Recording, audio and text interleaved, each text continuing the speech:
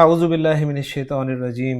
بسم اللہ الرحمن الرحیم قال لا تؤاخذنی بما نسیت ولا ترحقنی من امری اسرا صدق اللہ العظیم رب اشرح لی صدری ویسر لی امری واحلل عقدۃ من لسانی یفقہوا قولی رب یسر ولا تعسر وتمم بالخیر آمین یا رب العالمین۔ آج کے لیکچر میں ہم انشاءاللہ تعالی سورۃ الکہف کی آیت نمبر 73 کو گرامیٹیکلی انالائز کرنے کی کوشش کریں گے۔ آیت میں وقت کی کوئی علامت نہیں ہے، لیکن آیت میں ہمیں ایک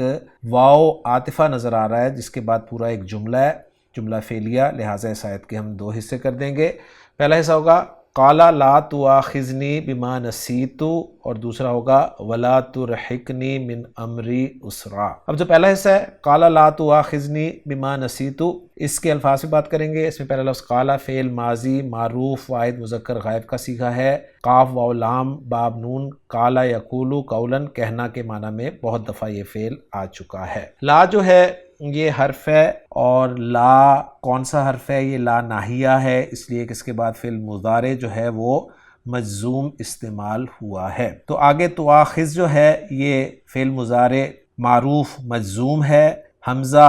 خا اور زال حروف مادہ ہیں، باب مفعلہ سے استعمال ہوا ہے کیونکہ علامت مضارع پیش والی آپ کو نظر آ رہی ہے، اور فا اور عین کلمہ کے درمیان الف بھی نظر آ رہا ہے۔ تو حمزہ خا اور زال باب مفعلہ، آخذ یؤاخذ مؤاخذۃً گرفت کرنا۔ تو تؤاخذ جو ہے یہ واحد مذکر حاضر کا صیغہ ہے، اور اس کے بعد نون جو ہے یہ حرف ہے نون وقایہ جو کہ یائے متکلم سے پہلے استعمال ہوتا ہے، اور اس کے بعد آپ کو یائے متکلم ضمیر منصوب متصل واحد متکلم کی نظر آ رہی ہے۔ با حرف جر ہے جس کے بعد ما جو ہے وہ بلو کلر میں دکھایا گیا ہے، تو یہ ما جو ہے اس میں موصول کے طور پہ استعمال ہوا ہے،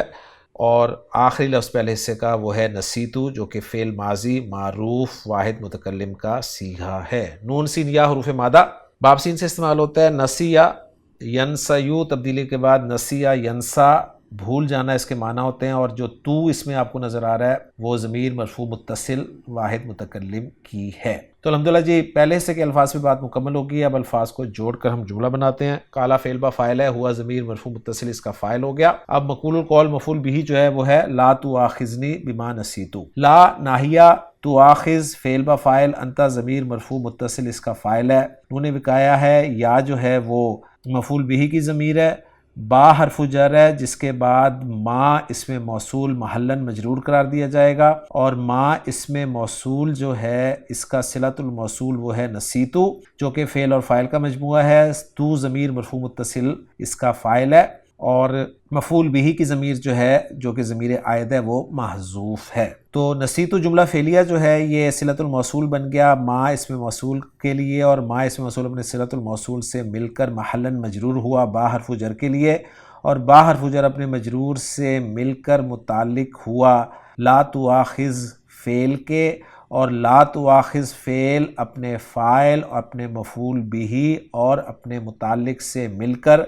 جملہ فعلیہ ہو کر محلاً منصوب مفعول بھی مقول القول بنا قال فعل کے لیے، اور قال فعل اپنے فاعل اور مفعول بھی سے مل کر جملہ فعلیہ بن گیا۔ با جو اس میں استعمال ہوا ہے اس کو ہم با سببیہ قرار دیں گے کیونکہ یہ سبب بتانے کے لیے استعمال ہوا ہے حرف جری، یہ ذہن میں رکھیے گا۔ تو ترجمہ کرنا چاہیں ہم اپنے الفاظ میں تو کچھ یوں ہوگا، قالا تو اس نے کہا، یعنی حضرت موسیٰ علیہ السلام نے فرمایا کہ لا تؤاخذنی آپ میری گرفت مت فرمائیے بما نسیتو اس کی وجہ سے جو میں بھول گیا۔ اب جو دوسرا حصہ ہے اس کے الفاظ میں بات کریں گے۔ دوسرا حصہ ہے ولا ترحقنی من امری اسرا، اس میں واو حرف ہے، حرف عطف ہے، لا پھر آ گیا، یہ لا ناہیہ ہے اس لیے کہ اس کے بعد فعل مضارع مجزوم ہے جو کہ ترحق ہے، را ہا اور قاف حروف مادہ ہیں، علامت مضارع پیش والی ہے، تو باب افعال سے یہ استعمال ہوا ہے کیونکہ درمیان والا حرف جو ہے وہ شد والا بھی نہیں ہے تو باب تفعیل بھی نہیں ہے، فا اور عین کلمہ کے درمیان الف بھی نظر نہیں آ رہا لہٰذا یہ باب مفعلہ بھی نہیں ہے، اور عین کلمہ زبر والا بھی نہیں ہے لہٰذا مجہول بھی نہیں ہے، تو جو پاسبلٹی بنتی ہے یا بچتی ہے وہ باب افعال کی ہی ہے۔ تو را ہا قاف حروف مادہ باب افعال، ارحق یرحق ارحاقن۔ خان صاحب نے اس کے معنی لکھے ہیں کسی کو کسی پر چڑھا دینا، ڈال دینا یا ڈھانپ دینا، اور آیت کا ریفرنس لا ترحق کے حوالے سے یہی دیا ہے کہ تو مت چڑھا، تو مت ڈال، یعنی ولا ترحقنی من امری اسرا، اور ترجمہ یہیں پر آپ دیکھ لیں، اور آپ مت ڈالیں مجھ پر میرے کام کی وجہ سے کوئی مشکل۔ تو لا ترحق جو ہے یہ فعل مضارع مجزوم واحد مذکر حاضر کا صیغہ ہے۔ نون پھر ایک مرتبہ نون وقایا یا ضمیر منصوب متصل واحد متکلم کی ہے۔ من حرف جر ہے جس کے بعد امر جو ہے وہ مجرور ہے اور اسم ہے کیونکہ حرف جر کے بعد اسم ہی آتا ہے۔ معرفہ ہے کیونکہ مضاف الی المعرفہ کی کیٹیگری میں آ رہا ہے، واحد ہے اور مذکر ہے۔ اور امر کے ساتھ جو یا ضمیر لگی ہوئی ہے، ضمیر مجرور متصل واحد متکلم کی ہے، اور آخری لفظ اس آیت کا اور اس حصے کا وہ ہے اسرن۔ اسرن جو ہے یہ نکرہ ہے، منصوب ہے، واحد ہے اور مذکر ہے، اور تنگی کے لیے استعمال ہوتا ہے۔ الفاظ میں بات مکمل ہو گئی ہے، اب الفاظ کو جوڑ کر جملہ بناتے ہیں۔ واو عاطفہ، لا ترحق فعل با فاعل، انت ضمیر مرفوع متصل اس کا فاعل ہے، نون وقایا یا مفعول بہ کی ضمیر ہے، من حرف جر ہے، امری مضاف الیہ ہو کر مجرور ہو جائے گا من حرف جر کے لیے، اور من امری جار مجرور کو ایک رائے تو یہ ہے کہ لا ترحق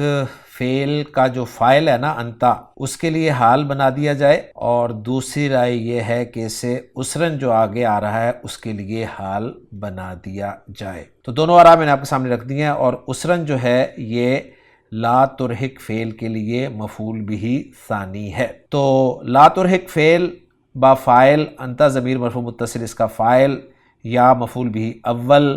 اسرن مفعول بہ ثانی، فعل اپنے فاعل اور دونوں مفعولوں سے مل کر جملہ فعلیہ ہو کر عطف ہو جائے گا پچھلے والے جملے پر، اور ترجمہ میں نے آپ کے سامنے اس کا پہلے ہی رکھ دیا ہے۔ تو الحمدللہ جی ہماری ورکنگ مکمل ہو گئی ہے، محمود صافی صاحب کی ورکنگ کے ساتھ اسے میچ بھی آپ کر لیجئے، اور اب آخر میں آپ کے سامنے اس آیت کا جو اتھینٹک ترجمہ ہے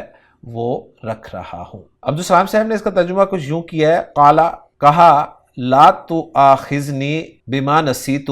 مجھے اس پر نہ پکڑ جو میں بھول گیا، ولا ترحقنی من امری اسرا، اور مجھے میرے معاملے میں کسی مشکل میں نہ پھنسا۔ تو الحمدللہ جی آج کے لیکچر میں سورۃ الکہف کی آیت نمبر 73 ہم نے گرامیٹیکلی انالائز کر لیا ہے۔ انشاءاللہ تعالیٰ اگلے لیکچر میں اگلی آیت کے ساتھ آپ سے ملاقات ہوگی۔ سبحانک اللہم و بحمدک، اشہد ان لا الہ الا انت، استغفرک و اتوب الیک۔